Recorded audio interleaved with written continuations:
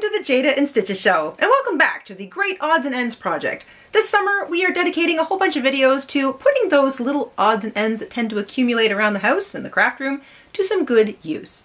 So today, we are introducing the first of 3 different cute little stitch markers that we can make using just some of the stuff we've got lying around. This little pair of crocheted flower stitch markers uses safety pins or paper clips, a little bit of embroidery floss or crochet thread, something small that you might have lying around, and optionally a little bead for the middle. I think these are really cute. They'd also make really cute earrings, and a whole set of them in different colors would make a lovely addition to your crochet tool kit, or even your knitting tool kit, because you can use stitch markers for knitting or crochet, or frankly for a lot of different yarny little projects. So let's grab our hooks, grab our crochet thread, we'll head on over to the craft table, and we will stitch up the first in a series of cute little stitch markers together.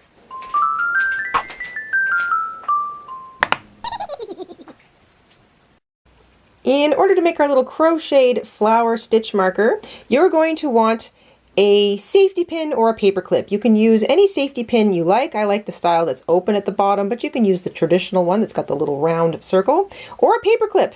All of these are great options.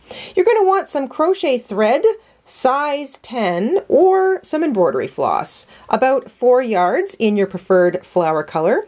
A bead is optional. I put a little bead in the center of mine. You don't have to do that if you don't want to.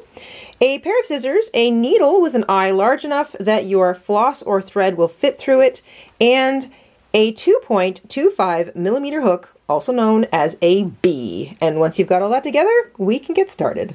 We're going to begin by pre-stringing the bead onto our thread if you're using a bead. Just keep pushing it out of the way until you need it. Make yourself a slip knot.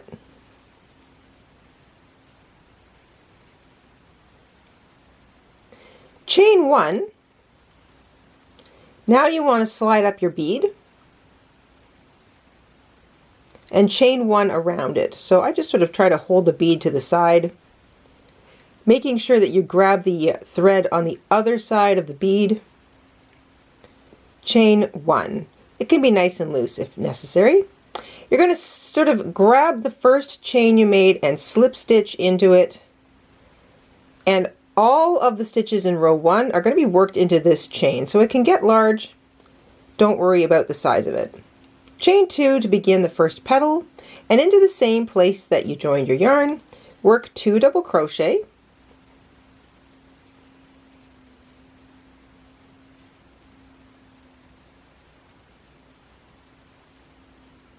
Chain 2 and slip stitch, and that is a petal all into the same little place. Chain 2, 2 double crochet, chain 2, slip stitch. That is a little petal. You're going to make 5 of them all together, worked into the same little place.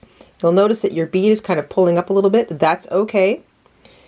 Work another couple of petals. So we're already in that little place that we slip stitched into. You can see that there. It's the first chain we made. Chain 2, 2 double crochet,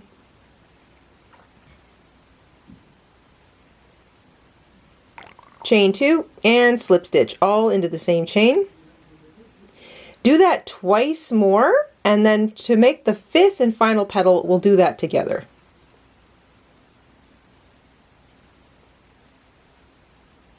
To make our 5th and final petal, we want to actually work partway through the little loop that our bead sits on, plus the main loop that we're working into. So we're going to start by pushing our hook down into the loop that our bead is in. So just sort of aim for the bottom of your bead, and it might take a little bit, but it will also help pull that larger chain that we've been working into back into a bit of alignment. Get your hook through that space, so you're going through both spaces, and slip stitch, and we're going to work our last petal into the same place. So just get that there. All right. Now you should have opened that up a little bit. It'll kind of help keep your bead in the middle of your flower. Work your last petal, chain 2, 2 double crochet, hold on to that bead and the center. Make sure you get your hook right through the chain that the bead is on and through the center of your flower. It's 1 double crochet, 2 double crochet, chain 2 and slip stitch into the same place. Again, you're pushing your hook through the loop that the bead is on, and that will help to keep the bead in the center of your little flower. Now we're going to slip stitch into the 2 chains that began the first petal and up into the top of the first double crochet. So nice and easy, get your hook through that first chain and slip stitch. Get it through the second chain and slip stitch, and up into the top of the first double crochet and slip stitch. So you haven't changed anything. Don't worry about that circle. We're going to worry about that in a minute. Chain 8.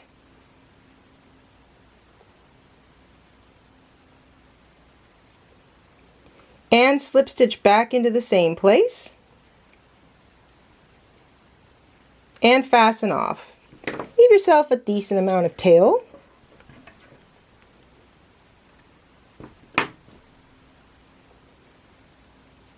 And now you want to grab that all-important needle so you can thread up your tails and weave them in. We're going to start with the long one, and we're going to cinch shut that little center. You've got your needle now on your longer thread. You're going to take your thread, flip it over on the back of your flower. You're going to just carefully weave that tail down through some of the stitches until you get to the very center. There we go. And again, it's on the back. Now you can weave that little tail through some of the stitches. Not every stitch, but some of the stitches that are anchoring those petals to that center stitch, and just gently cinch it up as you go. So try not to loop anything in and around that there. So I'm doing like every other set of loops, which is sort of one stitch, and then just slowly cinch, and that will cinch that hole shut. Make sure that you keep your bead on the right side of your flower. Get it underneath a couple more here.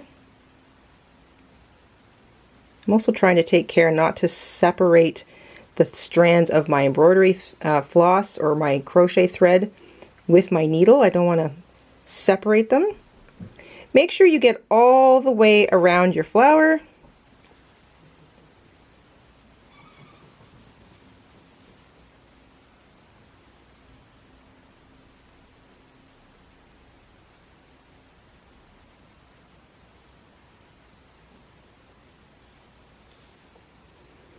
And then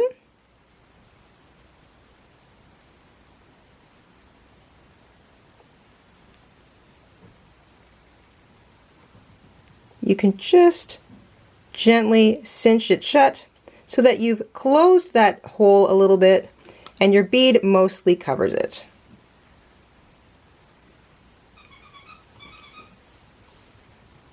Then once you're done, you can weave it back through some of the same stitches.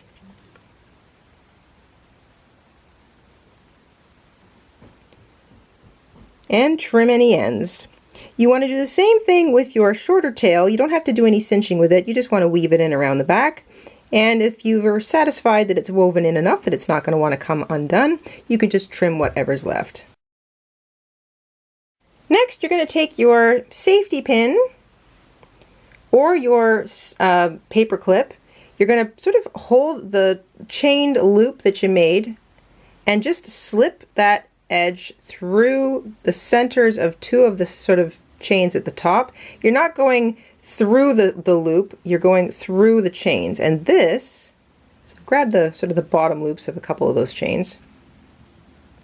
That's 1